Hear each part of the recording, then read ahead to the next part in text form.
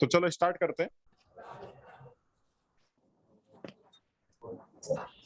तो redox titration part है एक, जो कि नया तो वैसे कुछ है नहीं, लास्ट लेक्चर में जो कराया था उसी पर बेस्ड है वो।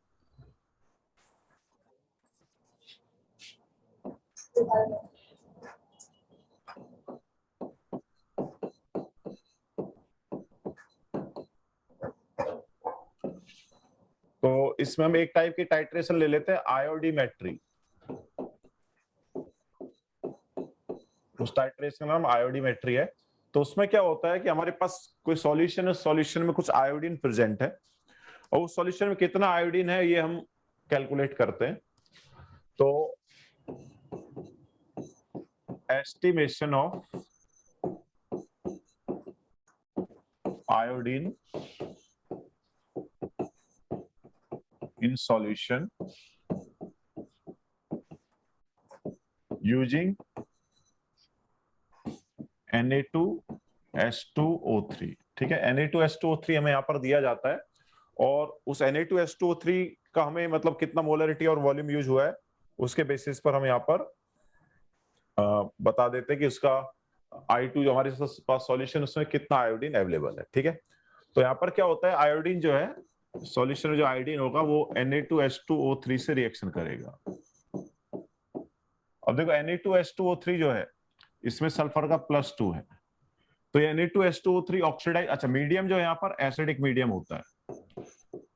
तो एसिडिक मीडियम में किस में जाता था यार Na2S2O3, लिखवाया हमने। एसिडिक मीडियम में किस में जाता था, Na2S4O6 में जाता है। ठीक है, यहाँ पर सल्फर का होता है +5/2। तो सल्फर जो है वो क्या हो गया, ऑक्सीडाइज हो गया। तो आयोडीन क्या होगा, रिड्यूस। तो ये रिड्यूस होके NaI दे देता है। तो इसमें आयोडीन का 0 है ऑक्सीडेशन नंबर और इसमें आयोडीन का -1 है। ठीक है, तो अब देखो एन फैक्टर क्या होगा यार, तो आयोडीन का 0 से -1 कितना चेंज हुआ आयोडीन का N factor, sorry oxidation number 1। N factor क्या बताया हमने, change in oxidation number into number of atoms. तो आयोडीन के कितने एटम है, 2 एटम है ना, तो एन फैक्टर क्या हो गया, 2 हो गया।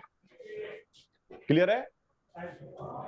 ऐसे ही Na2S2O3, इसमें सल्फर का कितना ऑक्सीडेशन नंबर है, +2 एंड फाइनली कितना हो गया, +5/2। तो कितने का चेंज है यार, आपका चेंज है क्या, +2 से +5/2 कितने का चेंज है यार, आपका है ना, इनटू नंबर ऑफ एटम्स 2। तो एन फैक्टर क्या आ गया, 1। क्लियर है सबको। अब मान लो यहाँ पर जब हमने टाइट्रेशन ये किया, हमारे पास मतलब एक सॉल्यूशन था, उस सॉल्यूशन में क्या था, आयोडीन था, लेकिन हमें नहीं पता कितना आयोडीन था। तो हमने ऊपर से क्या डाला, उसमें Na2S2O3 डाला। एंड Na2S2O3 जब हमने डाला तो मान लो इसका V वॉल्यूम यूज हुआ। ठीक है, इसका हमने मोलरिटी पता था M, एंड इसका जो वॉल्यूम यूज हुआ वो V यूज हुआ मान लो। ठीक है, मोलरिटी M था, वॉल्यूम इस सॉल्यूशन का V यूज हो गया। तो number of moles of Na2S2O3 कितना होगा यार,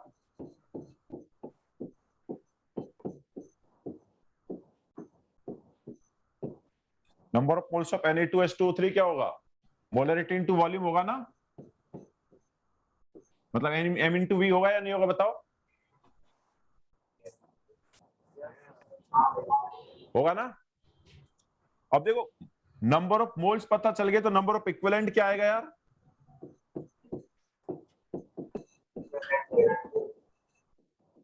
नंबर ऑफ इक्विवेलेंट क्या होगा, it is number of moles into N factor. N factor Na2S2O3 का क्या है, 1 है ना,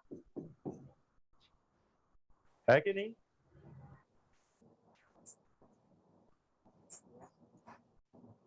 Na2S2O3 का एन फैक्टर क्या, 1 है ना, तो क्या आ जाएगा ये M इंटू V आ जाएगा ना। ठीक है, तो ये नंबर ऑफ इक्विवेलेंट आ गए किसके, Na2S2O3 के। अब लॉ ऑफ केमिकल इक्विवेलेंस क्या बोलता है, यार दोनों के इक्विवेलेंट सेम होने चाहिए। ठीक है, तो अब हमें यहां से number of equivalent of I2 मिल जाएगा एंड वो क्या आएगा, M इंटू V आ जाएगा। क्लियर है क्या। अब number of equivalent of I2 मिल गया, तो number of moles of I2 क्या होगा यार?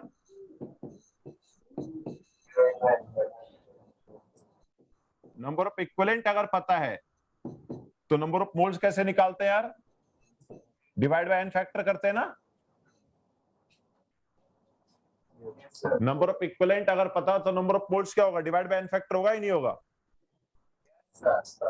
ठीक है, तो अभी हमें यहाँ पर क्या मिल गया? Number of moles of I2 मिल गया, मतलब अमाउंट मिल गया ना एक तरह से। ये फ्री हमारे पास सॉल्यूशन में कितना आयोडीन अवेलेबल है वो मिल गया। ठीक है, तो मोल्स मिल गया। अगर तुम्हें मोल्स नहीं निकाल के वेट निकालना है तो वो भी निकाल सकते हो। वेट ऑफ I2 कितना है सॉल्यूशन में यार? It is number of moles into molar mass. What is molar mass of I2? 254। Clear है क्या सबको? Yes sir. ठीक है, तो कुछ नया था क्या? नहीं था ना नया कुछ भी, है ना। हमने नंबर ऑफ इक्विवेलेंट को ही क्या किया? इक्वेट किया ना। ओके, तो m into we divide by 2 into 254 gram, that will be the answer. Okay, देखो फिर आगे चलते हैं।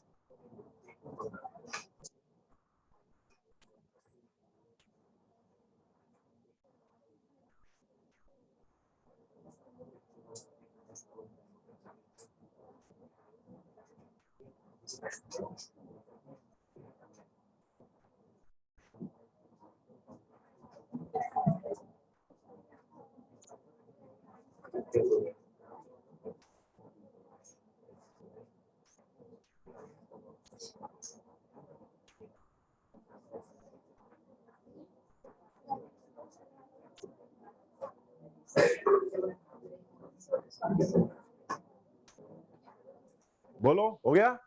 हाँ सर। ठीक है, तो ये आयोडीन है, सॉरी आयोडीमेट्री है। ऑलमोस्ट ऐसा ही है, बट थोड़ा सा उसमें एक और स्टेप आ जाता है। Next is iodometry.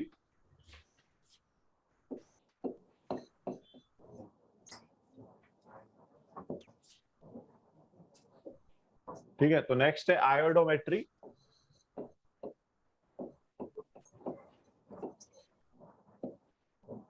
तो देखो इसमें क्या होगा, इसमें यहां पर कोई एक ऑक्सीडाइजिंग एजेंट होगा।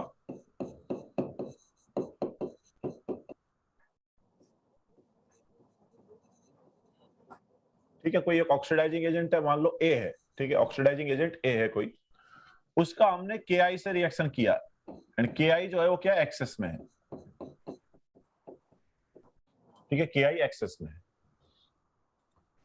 अब ये ऑक्सीडाइजिंग एजेंट है, ये क्या करेगा? आयोडीन को ऑक्सीडाइज कर देगा। तो आयोडीन -1 से 0 में चला गया, ऑक्सीडाइज हो गया, खुद रिड्यूस हो जाएगा ये, है ना। तो प्लस रिड्यूस्ड फॉर्म ऑफ ए।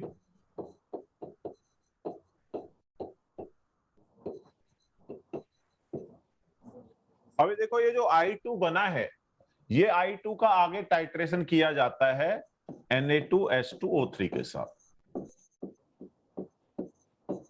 तो रिएक्शन वही होगी ऑब्वियसली, मीडियम यहां पर भी क्या है? एसिडिक है। तो रिएक्शन में क्या बना था अभी? Na2S4O6, है ना, सल्फर ऑक्सीडाइज हुआ था, एंड आयोडीन क्या होगा? रिड्यूस होगा। तो यहाँ पर ऑक्सीडेशन नंबर इसका 0, इसका +2 है, इसका +5/2, इसका -1 है ना। तो एन फैक्टर क्या आया, इसका चेंज क्या है, change is 1, number of atoms 2, तो एन फैक्टर 2 आया। इसका चेंज क्या है, इसका चेंज हाफ है ना ऑक्सीडेशन नंबर का, +2 से +5/2 half, and number of atom sulphur के 2, तो एन फैक्टर क्या आया 1। इस I2 का देखो क्या है एन फैक्टर, तो 0 एंड यहाँ पर -1, तो चेंज 1 का है, एंड इस I2 का एन फैक्टर निकाल रहे हैं ना, तो यहाँ पर नंबर ऑफ एटम्स कितने हैं 2, तो एन फैक्टर इज 2। ओके, अब देखो यहाँ पर भी एक्चुअली हमें जो हमने जो टाइट्रेशन किया तो उसके बाद में इसका हमें वॉल्यूम पता चला होगा कि कितना वॉल्यूम यूज किया है। मान लो यहाँ पर भी हमने वॉल्यूम V यूज कर लिया, ठीक है, मोलरिटी M है एंड वॉल्यूम V है, तो नंबर ऑफ मोल्स पता चल गए ना कितने यूज हुए, तो number of moles of Na2H2O3 कितना, मोलरिटी इनटू वॉल्यूम है ना, मोलरिटी इनटू वॉल्यूम में नंबर ऑफ मोल्स मिलता है ना। अब ये मोल्स आ गए तो इक्विवेलेंट क्या होगा यार, मल्टीप्लाई बाय एन फैक्टर, क्या एन फैक्टर क्या है Na2H2O3 का 1, तो क्या आ गया ये M/V आ गया, तो ये नंबर ऑफ इक्विवेलेंट मिल गए Na2H2O3 के। अब इतने इक्विवेलेंट किसके होंगे, I2 के भी होंगे, ठीक है। So number of equivalent of I2 क्या आ जाएगा, M/V आ जाएगा ना, जितने इक्विवेलेंट इसके उतने इक्विवेलेंट इसके होंगे। अब देखो अगर यहां पर इस I2 के इक्विवेलेंट की बात करें तो जरूर नहीं है इसके इक्वल हो, हाँ इस ये वाली जो I2 बनी है फर्स्ट रिएक्शन से जो I2 बना है वो नेक्स्ट वाली रिएक्शन में रिएक्ट कर गया है ना, पूरा एक पूरा, तो जितने I2 के मोल्स बने हैं उतने I2 के मोल्स क्या है रिएक्ट कर गए। इक्विवेलेंट कैन बी डिफरेंट और कैन बी सेम, ठीक है, ये वाला I2 जो है इसके इक्विवेलेंट और ये वाले I2 के इक्विवेलेंट सेम है, वो डिपेंड करेगा एन फैक्टर पर। अगर एन फैक्टर सेम है तो इक्विवेलेंट भी सेम हो जाएंगे क्योंकि मोल्स सेम है ना यार। फर्स्ट रिएक्शन में जो I2 के मोल्स बने हैं वही I2 के मोल्स नेक्स्ट वाले रिएक्शन में क्या कर गए, रिएक्ट कर गए, है कि नहीं। तो अगर मोल सेम है तो इक्विवेलेंट सेम आ सकते हैं क्या, जरूरी नहीं है ना, क्योंकि इक्विवेलेंट जो है वो किस पे डिपेंड करता है, एन फैक्टर पे भी डिपेंड करता है ना। तो इस वाले I2 का एन फैक्टर क्या है 2, और इस वाले I2 का एन फैक्टर क्या है, ये भी 2 है, तो ऑब्वियसली फर्स्ट रिएक्शन में जो I2 बना है उसका एन फैक्टर भी 2, और सेकंड रिएक्शन में जो I2 रिएक्ट हो रहा है उसका एन फैक्टर भी 2 है, मतलब दोनों जगह नंबर ऑफ इक्विवेलेंट क्या रहेंगे, सेम रहेंगे। ओके, तो इसके इक्विवेलेंट के थ्रू इसके इक्विवेलेंट आ गए और इसके इक्विवेलेंट के थ्रू इसके इक्विवेलेंट आ जाएंगे फिर, है ना। तो क्या होगा, number of equivalent of I2 हमारे पास क्या आएगा, M/V आएगा दोनों रिएक्शन में, इस रिएक्शन में भी M/V इक्विवेलेंट है और इस रिएक्शन में भी M/V इक्विवेलेंट है। अब इसके इक्विवेलेंट मिल गए तो इसके इक्विवेलेंट जितने उतने इस ए के इक्विवेलेंट होंगे कि नहीं होंगे यार, होंगे ना। तो नंबर ऑफ इक्विवेलेंट ऑफ ए क्या हो जाएगा, M/V हो जाएगा। ओके, अब देखो ये ए के इक्विवेलेंट आ गए, ए के मोल्स क्या होंगे वो डिपेंड करेगा ऑब्वियसली उसका एन फैक्टर पर, उसका एन फैक्टर क्या है उस पर डिपेंड कर जाएगा। तो नंबर ऑफ मोल्स ऑफ ए क्या हो गए, M/V divide by n factor, वो हमें नहीं पता क्योंकि फॉर्मूला वगैरह कुछ दिया नहीं है, और रिएक्शन में क्या बन रहा है क्या नहीं बन रहा है वो हमें पता नहीं, ठीक है। सो ये हो जाएगा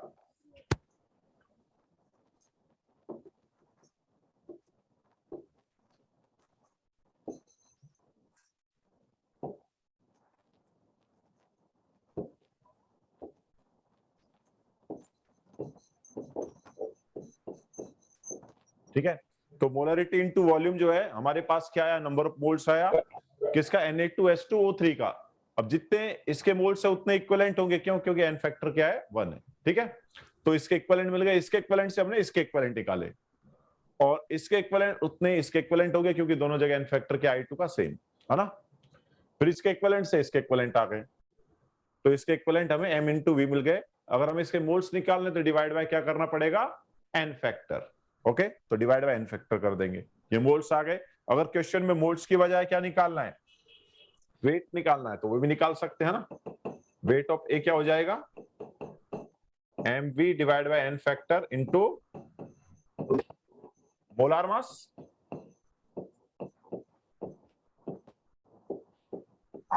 क्लियर है सबको? क्लियर है ये? ठीक है, तो ये दोनों टाइट्रेशन हमने यहां पर कर लिए हैं। जनरली वैसे मतलब नया कुछ हमने किया नहीं है यहाँ पर, ठीक है। तो जनरली ये डायरेक्ट कोई टाइट्रेशन वगैरह में से पूछा नहीं जाता है, बट स्टिल हमने करा दिया है, ठीक है। कॉन्सेप्ट वही लगा है, कुछ नया कॉन्सेप्ट नहीं आया है। पर्टिकुलर रिएक्शन में नंबर ऑफ इक्विवेलेंट क्या रहते हैं, सेम रहते हैं।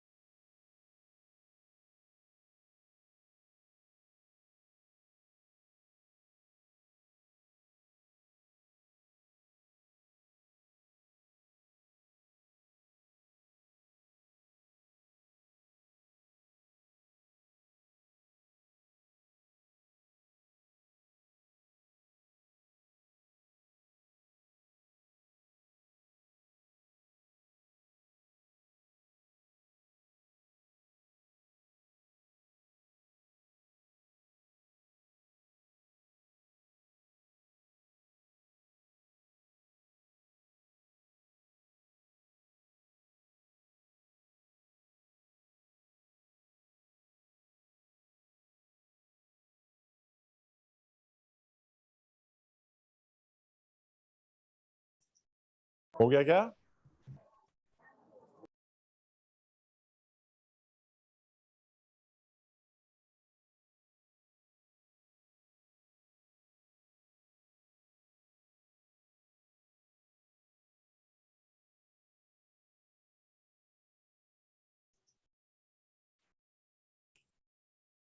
हुआ क्या?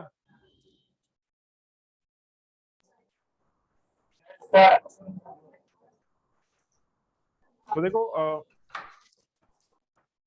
अब ये जो टाइट्रेशन है, इनमें हमने क्या है कि हमें मोलरिटी तो पता ही था सॉल्यूशन का, जो हम ऊपर से ऐड करें Na2H2O3 का, बट ये वॉल्यूम हमें कैसे पता चला? मतलब हमने कौन से वाले वॉल्यूम का रीडिंग नोट किया होगा? क्योंकि धीरे धीरे हमारे पास Na2H2O3 यूज होता जा रहा है, फिर ये जब रिएक्शन कंप्लीट हुई है तब हमने वॉल्यूम नोट कर लिया, बट वो वॉल्यूम जो है कौन सा वॉल्यूम नोट करेंगे? वो हम कब वॉल्यूम नोट करेंगे, या फिर हमें कैसे पता चलेगा कि रिएक्शन कंप्लीट हो गई?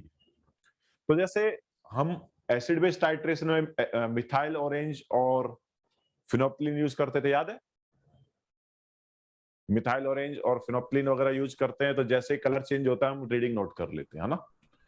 तो वैसा ही यहाँ पर है, यहाँ पर भी हम इंडिकेटर यूज करेंगे। तो स्टार्च सॉल्यूशन जो है वो इंडिकेटर रहेगा। अब स्टार्च सॉल्यूशन क्या होता है? जब तक हमारे पास सॉल्यूशन में I2 है तब तक उस सॉल्यूशन का कलर स्टार्च सॉल्यूशन के साथ, ओके? पहले मतलब हम क्या कर देंगे, I2 वाले सॉल्यूशन में स्टार्टिंग में स्टार्च सॉल्यूशन ऐड कर देंगे, फिर वो जो है वो ब्लू या वॉयलेट कलर रहेगा सॉल्यूशन।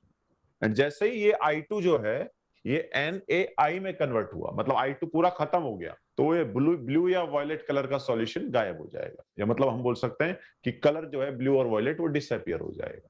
तो हम बोल सकते हैं कि रिएक्शन क्या हो गई, कंप्लीट हो गई है। समझ आया? तो जैसे ही वो ब्लू और वॉयलेट कलर डिसअपियर होगा हम रीडिंग नोट कर लेंगे, तो हमें पता चल जाएगा कि कितना वॉल्यूम Na2H2O3 का यूज हुआ है। क्लियर है क्या?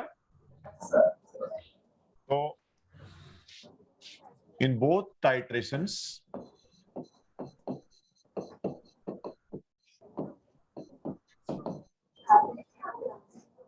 starch solution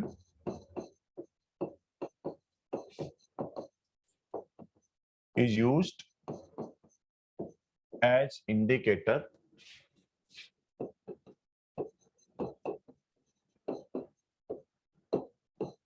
It gives blue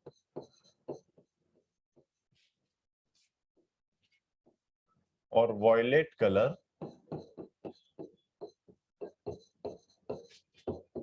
in I2 solution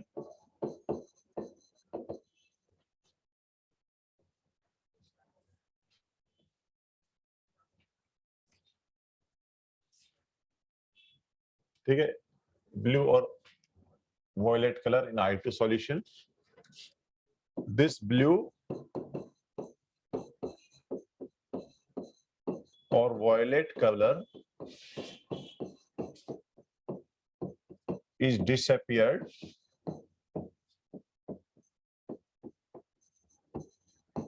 when I2 is converted into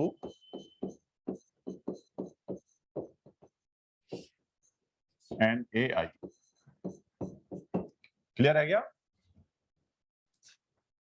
ठीक है, तो जैसे ही I2 NaI में कन्वर्ट होगा तो I2 पूरा खत्म हो गया, तो हम बोल सकते हैं कि अभी फिर ब्लू और वॉयलेट कलर नहीं आएगा सॉल्यूशन में। ओके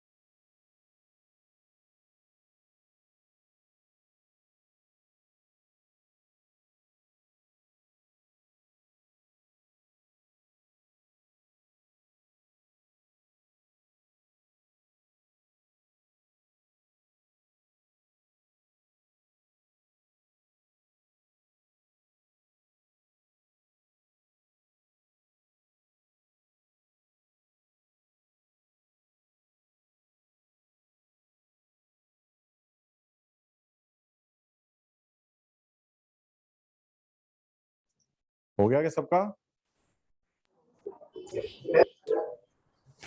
ठीक है, चलो एक क्वेश्चन ले लेते हैं।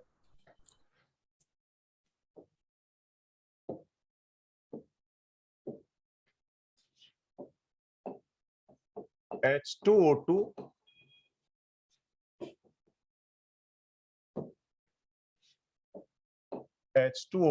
is added in excess of Ki solution.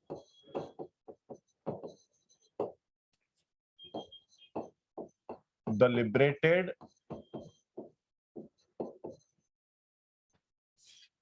I2 H2O2 का कितना ले? 1 मिनट, H2O2 का वी कैन टेक या 10 ml ले लो इसका, 10 ml of H2O2, ठीक है। तो 10 ml of H2O2 is added in excess of Ki solution. The liberated I2 is completely reacted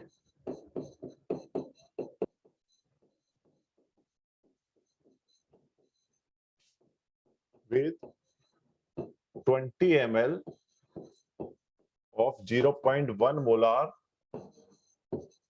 Na2H2O3. Determine volume strength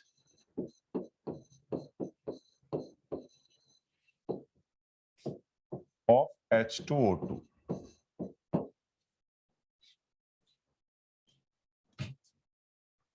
solve करो।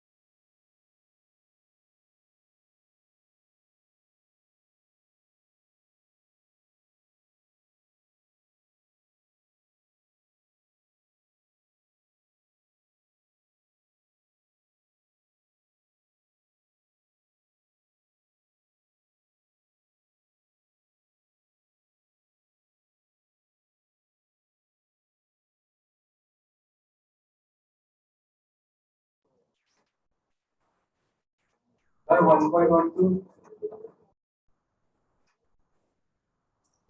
यस करेक्ट है।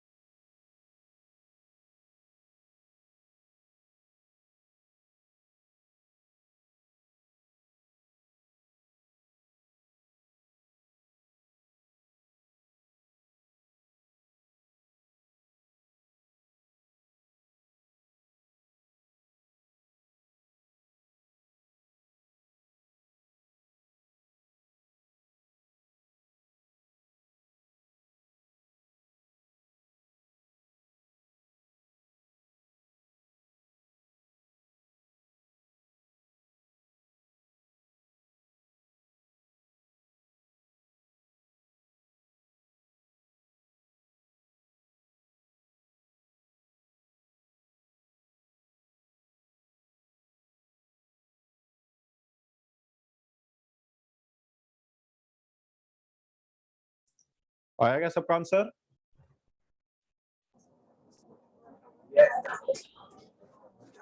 तो देखो H2O2 जो है इसका रिएक्शन हुआ है Ki के साथ। तो यहां पर अब देखो Ki जो इसने I2 बनाया, रिड्यूस हुआ है, सॉरी ऑक्सीडाइज हुआ है। तो H2O2 जो है ये क्या होगा, रिड्यूस होगा ना।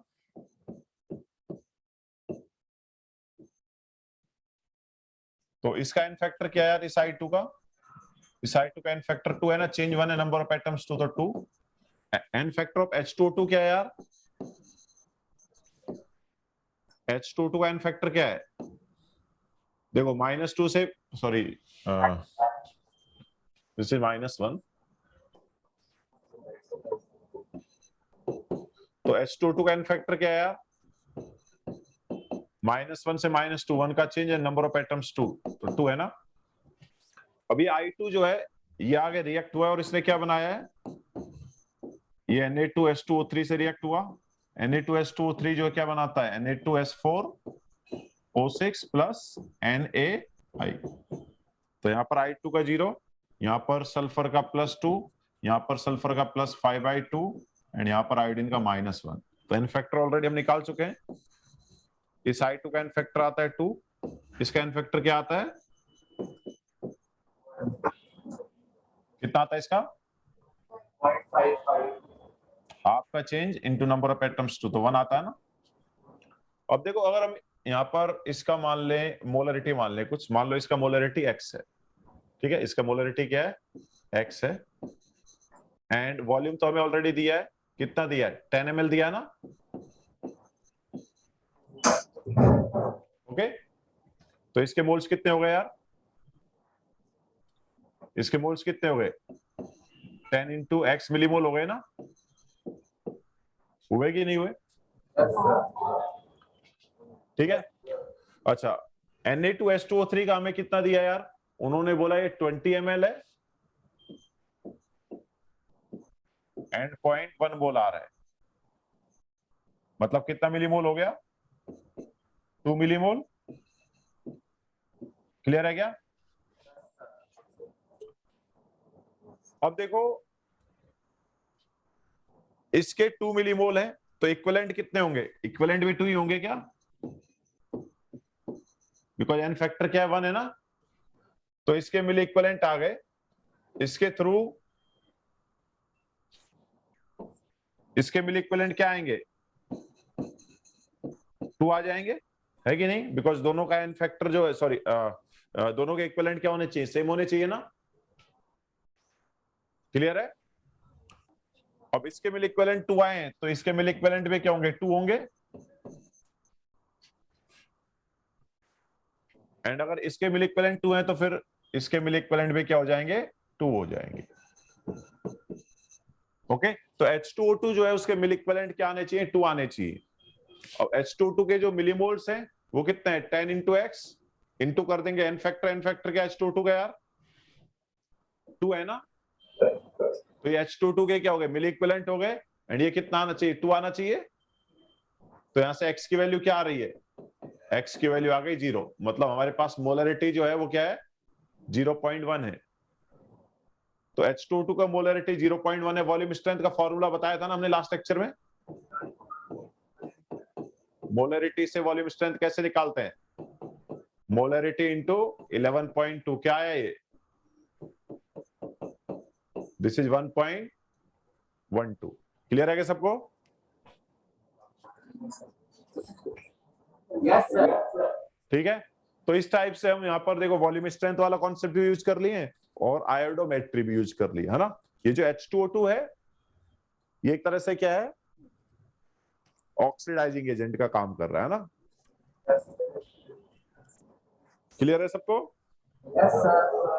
ठीक है, तो ये हमारे पास टाइट्रेशन वाला पार्ट हो गया है।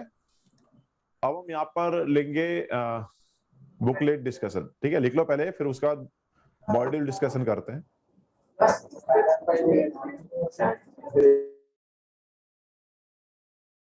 यस बोलो, कुछ डाउट है क्या?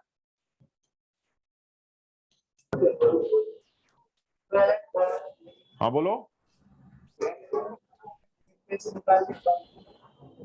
बोलो यार।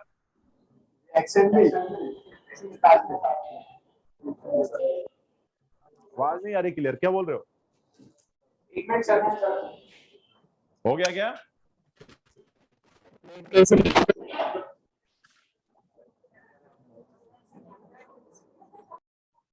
नहीं है कोई डाउट?